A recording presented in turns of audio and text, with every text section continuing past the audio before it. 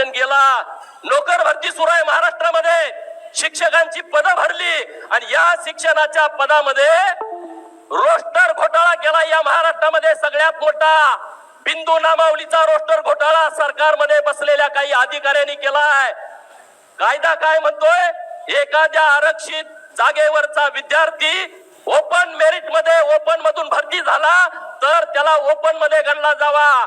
Merit जर समजा 100 पैकी 98 लागलं आणि त्यामध्ये दलिताची पोरं, त्यामध्ये आदिवासीची, त्यामध्ये मागासवर्गीयाची पोरं 98 मार्काने ओपन मध्ये मेरिट मध्ये आली तर त्यांना आपल्या जागेवरती दाखवायचं नाही।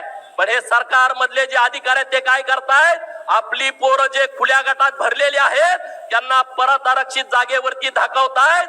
20,000 शिक्षकाची भरती आली, 30,000ची आली आणि उद्या 1 लाखाची आली तर ओबीसीचा, एससीचा आणि एसटीचा त्यामध्ये फायदा होत नाही।